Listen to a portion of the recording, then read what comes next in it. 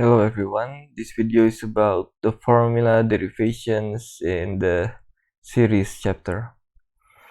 So for the arithmetic sequence or progression, if we have only one term, we call it u sub 1 or a. Second term, a plus d. Third term, a plus d, so 2 times d. The fourth term plus d again, so 3 times. 100th term 99 times, the nth term n minus 1 times. So that's why we have the formula, because as you can see here we have a plus 0d, 1d, 2d, 3d, 4d, and well, actually that's 99, not 4 actually. So I mean 99d,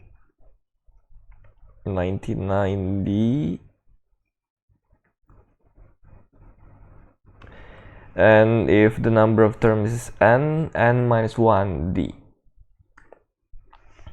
And this is for the arithmetic series formula. You can start by listing the first 3 terms and the last 3 terms in the series. So actually a can be written as a plus 0b, same thing, a plus b, or a plus 1b, a plus 2b, and the last term is a plus n minus 1b. The second last term is a plus n minus 2b, and the third last term is a plus n minus 3 times b. You can rewrite the same as sub n, but this time we write it like in backwards, so a plus n minus 1 times b first, so this first and then this and this and so on. And if we add the two terms, from a plus a we have 2a, 0 plus n minus 1 just n minus 1 times b, a plus a again 2a, 1 plus n minus 2, so this is n minus 2 plus 1, that'll be n minus 1. And from here, when we add n minus 3 plus 2, so n minus 3 plus 2, that's also n minus 1. And same thing here, it's also n minus 1, n minus 1. So actually we have 2a plus n minus 1 times b.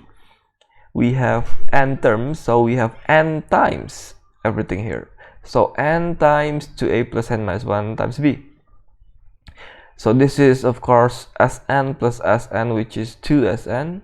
So if we're looking for Sn only, we divide by 2, and so we get the first form in the MF19, n over 2 times 2a plus n minus 1 times b. And the 2a can be split into a plus a, and previously we know that a plus n minus 1 times b is the nth term, or we can say the L. So that's why you have the second form in the MF19, n over 2 times a plus L. Actually the form is a plus L in the MF19. And for geometric, so for the first term a, second term a times r again, and so on. So we have r squared, r to the third power, r to the 99th, and for u sub n, r to the power of n minus 1. Just logic, just look at the pattern. And now for the geometric series, again we list the first 3 terms and the last 3 terms, and now we multiply this equation by r. So r times Sn equals, we multiply the a times r, we get ar times r, ar squared times r, ar cubed, ar to the power of n minus 3 times r, we get r to the power of n minus 3 times r to the power of 1, so n minus 3 plus 1, that's n minus 2. So ar to the power of n minus 2, and so on. So just multiply everything by r. And now we subtract, we get s sub n minus r S sub n, and when you subtract, AR minus AR cancel out, AR squared minus AR squared cancel out, so everything cancel out here except for the first term A and the last term here AR to the nth. So A minus AR to the power of n, we can pull out the S sub n, we have 1 minus R, we divide both sides by 1 minus R, and we get the MF19 formula here. Actually, you can also use this form, same thing. And for the sum to infinity, so the concept is if we have 10 to the power of infinity, well, we get 1 with infinite number of zeros. If we have 0.1 to the power of infinity, we have 0.0000 infinite number of zeros and then 1, which is approximately 0. So basically, if the base is smaller than 1, so like 1 over 2 or 1 over 3 or 0.7 to the power of infinity, we get something close to 0. We can just say it's just 0. So if the radius is smaller than 1, so if it's negative, then it's between minus 1 and 0.